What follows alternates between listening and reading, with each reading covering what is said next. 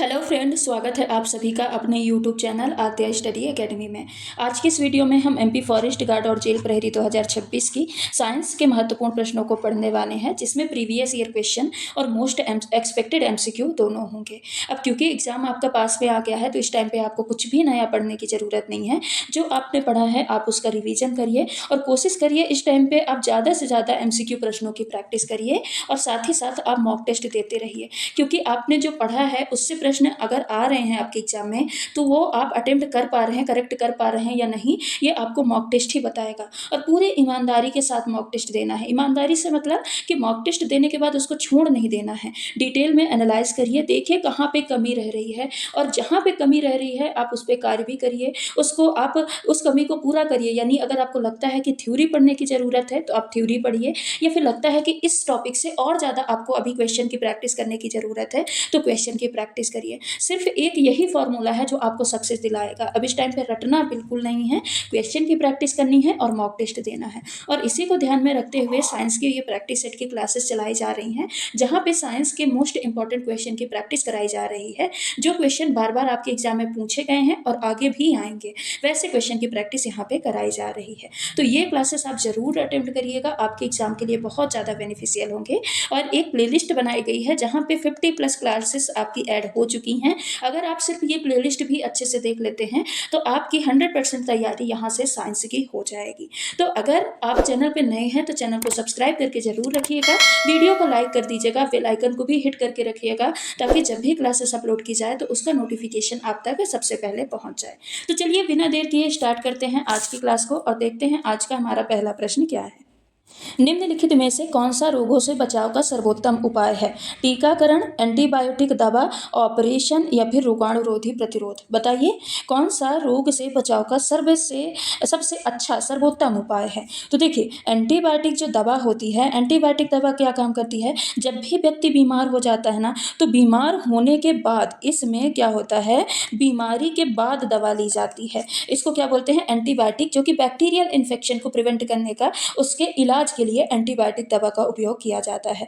जैसे कि typhoid bacteria से होता है ना, और निमोनिया ये भी किसकी वजह से होता है, बैक्टीरिया की वजह से होता है। तो इनके लिए एंटीबायोटिक दवा दी जाती है, जो कि बीमारी के बाद दी जाती है। रोगों से बचाव तब होता है जब बीमारी के बाद, यानी बीमारी हो जाती है। ठीक है। और एक चीज़ और, ये वायरस पे असर नहीं करती है। किस पे असर करती है, सिर्फ और सिर्फ बैक्टीरिया पे काम करती है। ऑपरेशन क्या है, ऑपरेशन अगर किसी भी अंग में, किसी भी मतलब बॉडी पार्ट में कोई भी गंभीर समस्या हो गई तो इसमें इलाज करके उसको निकाला जाता है। इसमें सर्जरी करके, ऑपरेशन करके उसको निकाला जाता है। ये कोई बचाव नहीं है, ये इलाज का एक तरीका है। इसको हम बचाव नहीं कहेंगे, ये क्या है, एक तरीका है। ठीक है। रोगाणु प्रतिरोधी क्या होता है, देखिए इसका मतलब है कि रोग पैदा करने वाले जीव ये दवा के खिलाफ जब मजबूत हो जाए, यानी अगर हम कोई भी दवाई खा रहे हैं, देखिए रोगाणु रोधी प्रतिरोध यहाँ पे बोला गया है, तो इसका मतलब यह है कि अगर हम कोई भी दवाई खा रहे हैं, अब दवाई तो खा रहे हैं लेकिन वो काम नहीं कर रही। बोलते हैं ना कि हमने दवाई तो ली बुखार की, पर वो असर नहीं कर रही।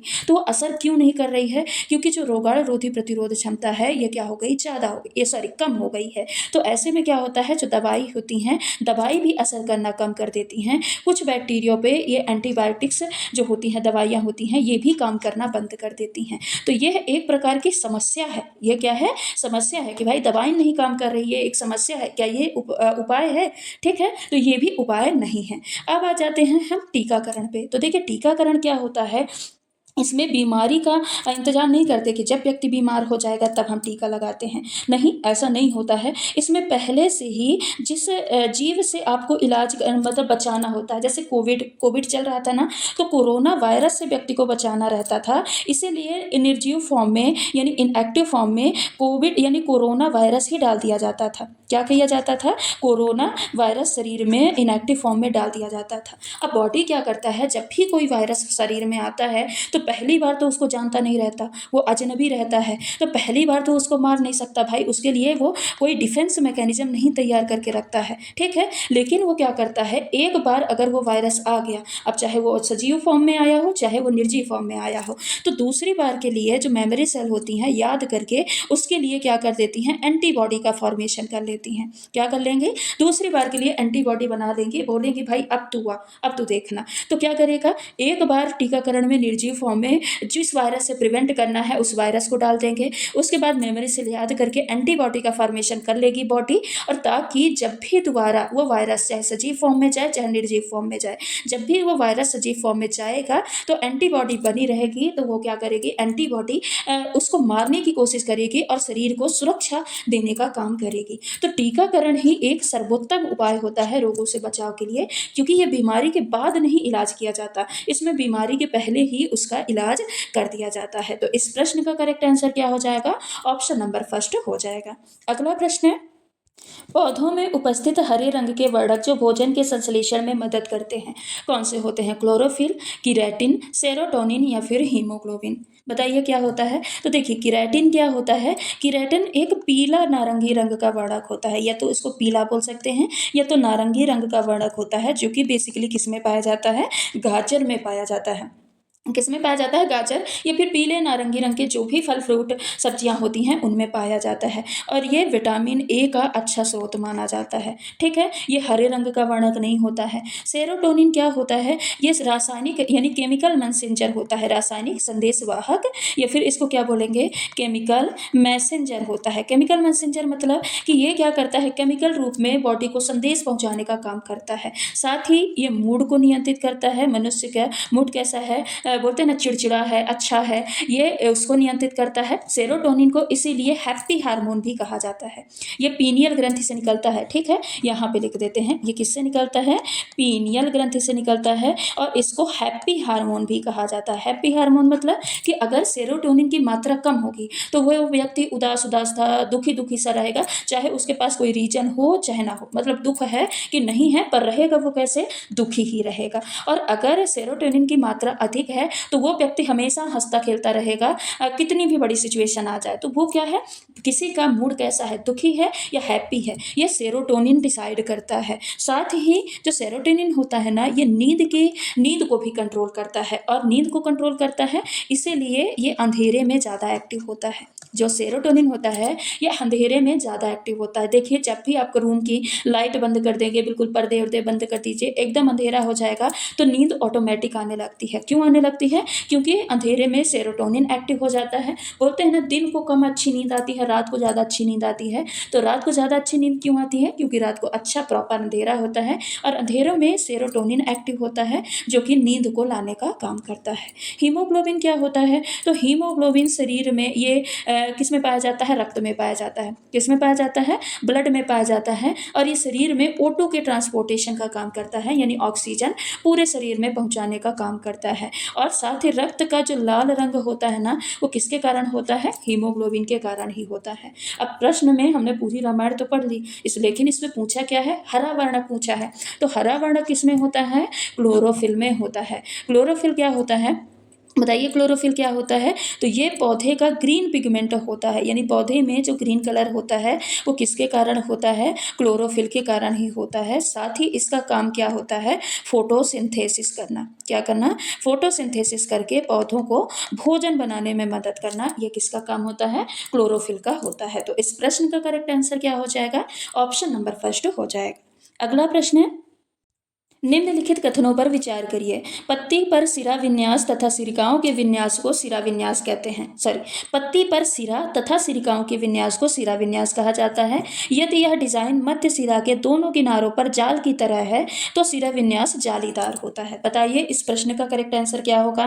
देखिए अगर हम पहले स्टेटमेंट की बात करें तो पहला स्टेटमेंट क्या हो रहा है, पत्ती पर सिरा तथा सिरिकाओं के विन्यास को सिरा विन्यास कहते हैं। विन्यास मतलब क्या होता है, फैला। तो जैसे ये पत्तियां होती है ना, ये पत्ती है, अब पत्ती में ये जो ऐसे ऐसे सिराएं फैली होती हैं जो कि एक मध्य सिरा से दोनों ओर फैली होती हैं। तो अगर ये सिराएं कैसे हैं, अगर ये सिराएं ऐसे जाली की नुमा फैली हैं तो इसको हम क्या बोलते हैं, जालीदार सिरा विन्यास कहते हैं। और पत्ती पर सिरा तथा सिरकाओं के जो विन्यास होते हैं यानी जो फैलाव होता है उसको सिरा विन्यास कहते हैं, यानी इसको सिरा विन्यास कहते हैं, ये भी करेक्ट है। और जालीदार होता है तो इसको जालीदार सिरा विन्यास कहते हैं, ये भी करेक्ट है। तो इस प्रश्न का करेक्ट आंसर तो हो जाएगा ऑप्शन, कौन सा हो जाएगा, ऑप्शन नंबर सी हो जाएगा, यानी 1 और 2 दोनों। प्रश्न का करेक्ट आंसर क्या हो जाएगा, 1 और 2 दोनों हो जाएगा। लेकिन ये तो जालीदार सिरा विन्यास है, एक समांतर सिरा विन्यास भी होता है। तो समांतर सिरा विन्यास क्या होता है, जब ये जो मध्य सिरा होती है इससे जो सिराएं होती हैं बिल्कुल पैरेलली समांतर रूप से ऐसे गति करती हैं, तो उसको क्या बोलते हैं,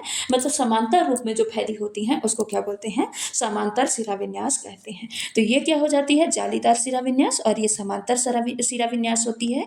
अगर आम की पत्ती की बात करें तो आम की पत्ती में कैसा होता है, जालीदार सिरा विन्यास होता है। और बांस की अगर आप पत्ती देखिए या फिर घास की आप पत्ती देखिए तो उसमें कैसा सिरा विन्यास पाया जाता है, समांतर सिरा विन्यास पाया जाता है। कैसा सिरा विन्यास, समांतर सिरा विन्यास पाया जाता है। ठीक है, तो ये दोनों चीज आप जरूर याद रखिएगा, प्लांट फिजियोलॉजी से ये प्रश्न पूछे जाते हैं। चलते हैं अगले प्रश्न पे। 120 ग्राम mg में उपस्थित मोलों की संख्या की गणना कीजिए। यहाँ पे mg का जो परमाणु द्रव्यमान है वो कितना दिया है, 24, यानी मैग्नीशियम का परमाणु द्रव्यमान 24 दिया है। 0 होगा, 1.5 होगा, 2.5 होगा या फिर 5 होगा। बताइए इस प्रश्न का करेक्ट आंसर क्या होगा।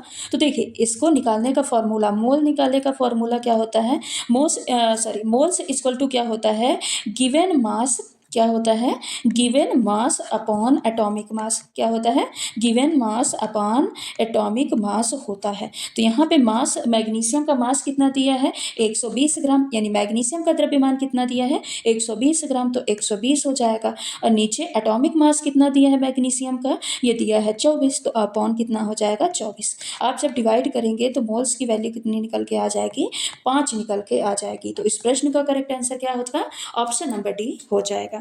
अगला प्रश्न है, सोडियम का रासायनिक प्रतीक क्या होता है, SO होता है, SA होता है, SN होता है या फिर Na होता है। तो देखिए जो सोडियम होता है ना, सोडियम ग्रुप 1 का सदस्य होता है, यानी ग्रुप 1 का तत्व होता है। और ग्रुप 1 में कौन कौन से तत्व पाए जाते हैं, तो सबसे पहला होता है हाइड्रोजन, फिर होता है लिथियम, फिर होता है सोडियम, फिर होता है पोटेशियम जिसको K लिखते हैं, फिर होता है रुबिडियम, फिर होता है सीजियम और फिर होता है फ्रांसियम। तो हाइड्रोजन को छोड़ के बाकी ये जो जितने तत्व होते हैं ये क्या होते हैं, धातु होते हैं। लेकिन जो फ्रांसियम होती है, फ्रांसियम क्या है, एक प्रकार की उपधातु है। अब यहाँ पे पूछा है सोडियम का प्रतीक, रासायनिक प्रतीक क्या है, तो क्या होगा, Na, क्या होगा, Na हो जाएगा। हाइड्रोजन का H होगा, लिथियम का Li होगा, सोडियम का Na, पोटेशियम का K, रुबिडियम का Rb, सीजियम का Cs और फ्रांसियम का Fr होता है। हालांकि कल की क्लास में हमने 4-5 ग्रुप के बारे में डिटेल में पढ़ा है, रासायनिक प्रतीकों के बारे में और रासायनिक नाम के बारे में। तो कल की क्लास आप जरूर देखिएगा, उससे आपका पेरियोडिक टेबल का कॉन्सेप्ट क्लियर हो जाएगा। इसीलिए यहाँ पे हम डिटेल में नहीं पढ़ रहे हैं, फिर भी हमने ग्रुप फर्स्ट के रासायनिक नाम और रासायनिक प्रतीक दोनों के बारे में पढ़ लिया है। ठीक है, तो इस प्रश्न का correct answer option number D हो जाएगा। चलते हैं अगले प्रश्न पे। केल्विन पैमाने पर बर्फ का गलनांक कितना होता है, 0 केल्विन, 100 केल्विन, 173 केल्विन या फिर 273 केल्विन। बताइए केल्विन पैमाने पे बर्फ का गलनांक कितना होता है। सबसे पहले आप बताइए उसमें डिग्री सेल्सियस में बर्फ का गलनांक कितना होता है, यानी मेल्टिंग पॉइंट कितना होता है। तो अगर डिग्री सेल्सियस की बात करें तो डिग्री सेल्सियस में मेल्टिंग पॉइंट होगा 0 डिग्री सेल्सियस। कितना होता है, 0 डिग्री सेल्सियस मेल्टिंग पॉइंट होता है। अब इसको केल्विन में बदलने के लिए 273 जोड़ते हैं, तो 0 डिग्री सेल्सियस में आप 273 जोड़ दीजिए तो ये किस में आ जाएगा, केल्विन में आ जाएगा। यानी केल्विन पैमाने में जो बर्फ का गलनांक होगा वो कितना होगा, 273 केल्विन होगा। कितना होगा, 273 केल्विन होगा। तो इस प्रश्न का correct answer option number D हो जाएगा। चलते हैं अगले प्रश्न पे। निम्नलिखित में से कौन जैव भू रासायनिक चक्र नहीं है, जल चक्र, नाइट्रोजन चक्र, ऑक्सीजन चक्र या फिर ओजोन चक्र। बताइए कौन सा जैव भू रासायनिक चक्र नहीं है। इसको करेक्ट आंसर देने से पहले आपको ये पता होना चाहिए कि जैव भू रासायनिक चक्र होता क्या है। तो ये जैव भू रासायनिक चक्र वो चक्र होता है जिसमें पदार्थ, जीव और पृथ्वी या फिर इसको हम मृदा भी बोल सकते हैं, मिट्टी और वातावरण, तीनों चीज़ों के इर्द गिर्द घूमता रहे तो उसको क्या बोलते हैं, जैव भू रासायनिक चक्र। जैव यानी जीव, भू यानी मृदा और रासायनिक यानी वातावरण। केमिकल के चारों तरफ कोई भी पदार्थ अगर घूम रहा है तो वो क्या कहलाएगा, जैव भू रासायनिक चक्र कहलाएगा। अब देखिए जल चक्र क्या जैव भू रासायनिक चक्र है कि नहीं, क्योंकि यहाँ पे नहीं पूछा है। तो जल चक्र में वाटर साइकिल में क्या होता है, पानी समुद्र से, मान लीजिए ऐसी है, समुद्र से क्या होगा, पानी उठेगा, नदियों से पानी उठेगा, भाप बनेगा, भाप बन के एटमॉस्फेयर में जाएगा, बादल बनेंगे, फिर उसके बाद बादल बनने के बाद वो पानी कहाँ पे आ जाएगा, मृदा में आ जाएगा। मृदा से पानी कौन लेंगे, प्लांट ले लेंगे। मृदा से पानी कौन ले लेते हैं, प्लांट ले लेते हैं। यानी कुल मिला के ये जो पानी है, समुद्र से बादल बना, एटमॉस्फेयर में घूमा, एटमॉस्फेयर से मृदा में आया, मृदा से प्लांट लिए, तो ये एक जैव भू रासायनिक चक्र हुआ कि नहीं हुआ। इससे जीव से मृदा, मृदा से प्लांट, वातावरण, इसमें वाटर पूरा घूम रहा, साइकिल कर रहा है। तो इसीलिए ये क्या होगा, एक जैव भू रासायनिक चक्र होगा। अब देखते हैं नाइट्रोजन चक्र को। नाइट्रोजन चक्र में क्या होता है, वायुमंडल में, एटमॉस्फेयर में नाइट्रोजन प्रेजेंट है, ठीक है, और मृदा में भी नाइट्रोजन प्रेजेंट होता है। मृदा में भी N2 प्रेजेंट होता है, नाइट्रोजन की नहीं। अब नाइट्रोजन जो प्रेजेंट है, इसको क्या लेंगे, जो मृदा में नाइट्रोजन प्रेजेंट है, इसको प्लांट भी ले लेंगे, ठीक है। प्लांट क्या करेंगे, मिट्टी से नाइट्रोजन लेंगे, और नाइट्रोजन लेंगे, फिर ये जीवों में भी जाएगा। प्लांट को जब जीव खाएंगे तो ये नाइट्रोजन किस में जाएगा, जीवों में भी जाएगा। तो यानी ये भी मृदा, एटमॉस्फेयर और जीव में घूम रहा है, तो ये भी एक प्रकार का जैव भू रासायनिक चक्र होगा, ठीक है। ऑक्सीजन चक्र भी सेम साइकिल करता है। प्लांट से ऑक्सीजन जीव लेते हैं। पहले प्लांट जब रेस्पायरेशन करते हैं, तो रेस्पायरेशन में ऑक्सीजन छोड़ते हैं, और ऑक्सीजन को कौन लेंगे, जीव ऑक्सीजन को लेकर श्वसन करते हैं। तो ये भी क्या होता है, एक प्रकार का एटमॉस्फेयर में घूमता रहता है। तो ये भी ऑक्सीजन चक्र भी जैव भू रासायनिक चक्र होगा। लेकिन ओजोन चक्र जो होता है, ये जैव भू रासायनिक चक्र नहीं माना जाता, क्योंकि जो ओजोन मुख्यतः वायुमंडल की ओजोन परत से जुड़ी होती है, इसलिए ये करेक्ट आंसर नहीं होगा, ठीक है। ये पृथ्वी से नहीं जुड़ी होती है। तो इस प्रश्न का करेक्ट आंसर क्या हो जाएगा, ऑप्शन नंबर डी हो जाएगा, क्योंकि यहाँ पे नहीं ही पूछा था। तो जल चक्र, नाइट्रोजन चक्र, ऑक्सीजन चक्र, ये सब जैव भू रासायनिक चक्र होते हैं, ओजोन चक्र को छोड़ के, ठीक है। अगला प्रश्न है, निम्नलिखित में से कौन सा एक नकारात्मक अन्योन्य क्रिया है, सहपरोपकारिता, सहभोजिता, उदासीन, या फिर स्पर्धा, कंपटीशन। बताइए नकारात्मक अन्योन्य क्रिया कौन सी होगी। तो नकारात्मक और सकारात्मक अन्योन्य क्रिया से क्या समझते हैं, तो अगर किसी एक को भी लाभ हो रहा तो वो क्या कहलाएगा, सकारात्मक कहलाएगा। दोनों जीवों को लाभ हो रहा तो वो भी सकारात्मक कहलाएगा। किसी को ना लाभ हो रहा ना हानि हो रहा, दोनों जीरो हैं, तो वो भी क्या कहलाएगा, सकारात्मक कहलाएगा। और जिसमें दोनों जीव को हानि हो रहा है वो क्या कहलाएगा, नकारात्मक अन्योन्य क्रिया कहलाएगी। तो सहपरोपकारिता में क्या होता है, इसमें दोनों जीव को लाभ होता है। जैसे मधुमक्खी और फूल, ये एग्जाम्पल जरूर याद रखिएगा, यही आपको एग्जाम में करेक्ट आंसर तक पहुंचाएगा, ठीक है। मधुमक्खी और फूल, मधुमक्खी फूल में बैठती है तो मधुमक्खी को रस मिलता है और फूल का पॉलिनेशन होता है, तो इसमें दोनों का, प्लांट का पॉलिनेशन होता है, तो इसमें दोनों का लाभ होता है। तो इसलिए क्या होगी, एक रूप से सकारात्मक होगी। क्या होगी, सकारात्मक अन्योन्य क्रिया होगी, नकारात्मक नहीं। ऐसे ही सेम सहभोजिता होता है, इसमें भी क्या होता है, एक जीव को लाभ होता है और दूसरे जीव को ना लाभ होगा ना हानि होगा। एक जीव तो लाभ में रहेगा और दूसरा जीरो रहेगा, ना लाभ ना हानि। जैसे पेड़ पे रहने वाले पक्षी, अगर कोई पक्षी पेड़ पर रह रहा है तो बताइए क्या पक्षी को हानि हो रही है, पक्षी को लाभ हो रहा है, लेकिन उससे क्या पेड़ को कोई हानि हो रही है, तो कोई हानि नहीं हो रही। तो ये भी क्या होगी, सकारात्मक अन्योन्य क्रिया होगी। उदासीन में दोनों जीव पे कोई प्रभाव नहीं पड़ रहा, दोनों अपना अपना जिंदगी जी रहे हैं सेम जगह पे, लेकिन कोई एक दूसरे को डिस्टर्ब नहीं कर रहा, तो ये क्या कहलाएगा, उदासीन कहलाएगा। लेकिन स्पर्धा में क्या होता है, बताइए स्पर्धा में क्या होगा, तो इसमें दोनों जीव को नुकसान होता है, दोनों क्या होते हैं, नेगेटिवली इंपैक्ट होते हैं।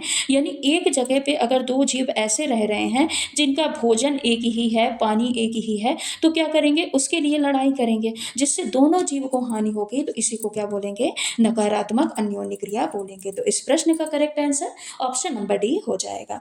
अगला प्रश्न है, स्फेलेराइट, ये क्या है, अयस्क है, डेड डैश का एक अयस्क है, मर्क्यूरी का है, मॉलिब्डेनम का है, सिल्वर का है, या फिर जिंक का है। बताइए किसका अयस्क है, तो करेक्ट आंसर क्या हो जाएगा, जिंक का। किसका अयस्क है, जिंक का अयस्क है, जिसका फॉर्मूला क्या होता है, ZnS, यानी जिंक सल्फाइड होता है। अब बताइए मर्क्यूरी का अयस्क क्या होगा, तो मर्क्यूरी का मुख्य अयस्क जो होता है सिनेबार होता है। क्या होता है, सिनेबार मर्क्यूरी का मुख्य अयस्क होता है। मॉलिब्डेनम का मुख्य अयस्क मॉलिब्डेनाइट होता है। क्या होता है, मॉलिब्डेनाइट, ये किसका, मॉलिब्डेनम का मुख्य अयस्क होता है। और सिल्वर का मुख्य अयस्क अर्जेंटाइट होता है। क्या होता है, अर्जेंटाइट, ये सिल्वर का मुख्य अयस्क होता है, ठीक है। तो इस प्रश्न का correct answer option number D हो जाएगा। अगला प्रश्न है, डेथ गैस को यूनिवर्सल सॉल्वेंट के रूप में जाना जाता है। शराब को, केरोसिन को, एसीटोन को या फिर पानी को।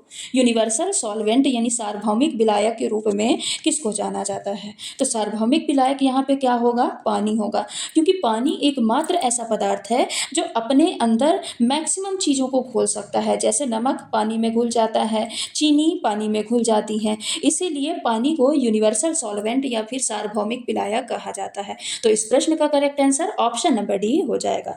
अगला प्रश्न है, शहद जिसमें शक्कर की उच्च सांद्रता पाई जाती है सड़ता नहीं है क्यों? कुल मिला के ये पूछा है कि शहद क्यों नहीं सड़ता है। शहद में ऑक्सीजन का अभाव रहता है, अतः जीवाणु सक्रिय अवस्था में जीवित नहीं रह पाते हैं। इसमें प्राकृतिक एंटीऑक्सीडेंट होते हैं जो कि जीवाणु के आक्रमण को रोक देते हैं। उच्च परासरणीय सामर्थ्य में घोल से पानी निकल जाने के कारण जीवाणु सक्रिय अवस्था में जीवित नहीं रह पाते हैं। दिए गए विकल्प में से कोई नहीं। बताइए शहद जो है वो खराब क्यों नहीं होता है? बताइए इस प्रश्न का करेक्ट आंसर क्या हो जाएगा? तो देखिए कुछ मुख्य रीजन है। शहद में बहुत कम पानी होता है, जो पानी का मात्रा होता है बहुत कम होता है, इसीलिए शहद खराब नहीं होता जल्दी से। तो शहद में इतना कम पानी होता है, इसीलिए जो बैक्टीरिया फंगस होते हैं ये वाटर अमाउंट यानी नमी पे ही तो जमते हैं। तो बैक्टीरिया फंगस ये आसानी से नहीं बढ़ पाते हैं पानी की मात्रा कम होने की वजह से, इसीलिए शहद खराब नहीं होता है। दूसरा है ज़्यादा चीनी होना। अब चीनी की मात्रा, शुगर की मात्रा इतनी ज़्यादा होती है शहद में कि चीनी मात्रा बहुत अधिक होने की वजह से जो जीवाणु होते हैं, जीवाणुओं के पानी चीनी क्या कर लेता है? एब्जॉर्ब कर लेता है। तो जो भी बैक्टीरिया होते हैं ना, इनका जो मॉइस्चर है या फिर पानी है, ये चीनी क्या कर लेता है? सोख लेता है। इसलिए भी बैक्टीरिया वहाँ पे पनप नहीं पाते हैं और शहद जल्दी से खराब नहीं होता है। तीसरे रीजन क्या है कि जो शहद है वो प्रकृति में कैसा होता है? एसिडिक होता है। कैसा होता है? अम्लीय होता है। शहद हल्का अम्लीय होता है, जिससे जितने भी माइक्रो ऑर्गेनिज्म हैं उसमें जीवित नहीं रह पाते हैं। चौथा है मधुमक्खियों के एंजाइम। मधुमक्खियों में कुछ ऐसे एंजाइम पाए जाते हैं, कुछ ऐसे एंजाइम उसमें प्रेजेंट होते हैं जो कि बैक्टीरिया को बढ़ने से रोकते हैं। ठीक है, तो इसमें किसका एंजाइम पाया जाता है? मधुमक्खी के कुछ एंजाइम पाए जाते हैं जो कि बैक्टीरिया को बढ़ने से रोकते हैं, इसलिए भी शहद खराब नहीं होता। अब आ जाते हैं ऑप्शन में। तो देखिए ऑक्सीजन का अभाव ये कहीं से कहीं तक करेक्ट नहीं है। दूसरा है इसमें कोई प्राकृतिक एंटीऑक्सीडेंट नहीं होता। हाँ, कुछ एंजाइम मधुमक्खी के जरूर पाए जाते हैं, तो ये तो ऑप्शन नंबर डी तो होगा नहीं। लेकिन सी क्या हो जाएगा? इस प्रश्न का करेक्ट आंसर हो जाएगा। यहाँ पे क्या बोला है कि उच्च परासरणीय समर्थ के घोल से पानी निकल जाने के कारण यानी पानी की कमी होने के कारण जीवाणु या फिर फंगस सक्रिय अवस्था में नहीं आते हैं, यानी जीवित नहीं रह पाते हैं, इसीलिए शहद खराब नहीं होता है। तो इस प्रश्न का करेक्ट आंसर क्या हो जाएगा? ऑप्शन नंबर सी हो जाएगा। चलते हैं अगले प्रश्न पे। AB रक्त समूह वाला व्यक्ति निम्न वाले व्यक्ति को रक्तदान कर सकता है। केवल रक्त समूह AB वाले व्यक्ति को, केवल रक्त समूह AB और AB वाले व्यक्ति को, केवल रक्त समूह AB और O वाले व्यक्ति को, या फिर रक्त समूह AB, AB और O वाले व्यक्ति को। बताइए जो AB रक्त समूह वाला यानी AB ब्लड ग्रुप वाला जो व्यक्ति है वो किसको ब्लड दे सकता है? तो एक हम यहाँ पे डायग्राम बनाते हैं। यहाँ पे लिखते हैं O, यहाँ पे लिखते हैं AB, यहाँ पे लिखते हैं B और यहाँ पे लिखते हैं A। अब इसको आप ध्यान से देखिएगा। अगर आप इस डायग्राम को समझ गए तो आपको कौन किसको ब्लड दे सकता है, कौन किससे ब्लड ले सकता है, इससे कभी कंफ्यूजन नहीं होगा। तो हम ब्लड ग्रुप ए से स्टार्ट करते हैं। जो ब्लड ग्रुप ए वाला व्यक्ति है वो AB को ब्लड दे सकता है और खुद को ब्लड दे सकता है। ए वाला व्यक्ति AB को ब्लड से दे सकता है और खुद को ब्लड दे सकता है। अब आ जाते हैं B पे। B वाला व्यक्ति ये AB को ब्लड दे सकता है और खुद को ब्लड दे सकता है। ठीक है, A और B सेम पैटर्न फॉलो करते हैं। AB को देंगे और खुद को देंगे और किसी को ये ब्लड नहीं देंगे। अब आ जाते हैं O पे। तो O क्या करता है? O यूनिवर्सल डोनर होता है। ये A ब्लड ग्रुप वाले को भी ब्लड देगा, AB वाले को भी ब्लड देगा और B वाले को भी ब्लड देगा। ये एरो का निशान ये देने को बता रहा। ठीक है, तो ये A ब्लड ग्रुप को भी देगा, AB को भी देगा और B को भी देगा और खुद को तो दे ही सकता है। तो जो O ब्लड ग्रुप है ये सबको ब्लड दे सकता है, इसीलिए इसको यूनिवर्सल डोनर कहते हैं। और जो ए बी ब्लड ग्रुप वाला जो व्यक्ति है ये और किसी को नहीं देगा, सिर्फ और सिर्फ खुद को, यानी ए बी वाले व्यक्ति को ही दे सकता है। इसलिए इसको यूनिवर्सल एक्सेप्टर कहते हैं, क्योंकि देखिए ये ले ए से भी रहा है, बी से भी रहा है, ओ से भी रहा है और खुद से भी रहा, लेकिन दे किसी को नहीं रहा है ए बी के अलावा। और यहाँ पे यही पूछा है कि ए बी रक्त समूह वाला व्यक्ति निम्न व्यक्तियों को रक्तदान कर सकता है, तो किसको कर सकता है? केवल और केवल ए बी वाले व्यक्ति को कर सकता है। इसीलिए इस प्रश्न का correct answer option number first हो जाएगा। तो ये रहे आज के हमारे कुछ महत्वपूर्ण प्रश्न।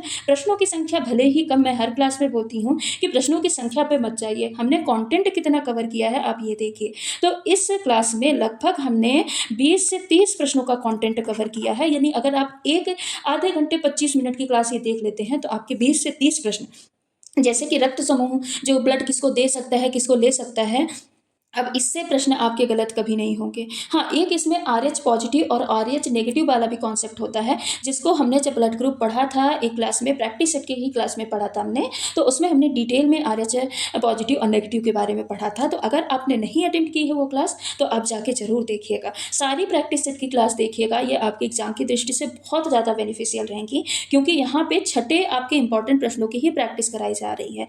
पढ़ने के लिए तो कॉन्टेंट अथाह है, लेकिन हमको वही चीज़ें पढ़नी है जो कि आपके एग्जाम में आती हैं। और ये जो प्रैक्टिस सेट की क्लासेस चल रही हैं, यहाँ पे सिर्फ वही चीज़ें आपको पढ़ाई जाती हैं जिनसे कि प्रश्न आपके एग्जाम में पूछे जाते हैं। ठीक है, तो चलिए आज की क्लास को यहीं पे समाप्त करते हैं, मिलते हैं अगली क्लास में कुछ और महत्वपूर्ण प्रश्नों के साथ। अगर आप चैनल पर नए हैं तो चैनल को सब्सक्राइब कर लीजिएगा, वीडियो को लाइक करके बेल आइकन को हिट कर दीजिएगा, ताकि कोई भी क्लासेस अपलोड की जाए तो उसका नोटिफिकेशन आप तक सबसे पहले पहुँच पाए। धन्यवाद।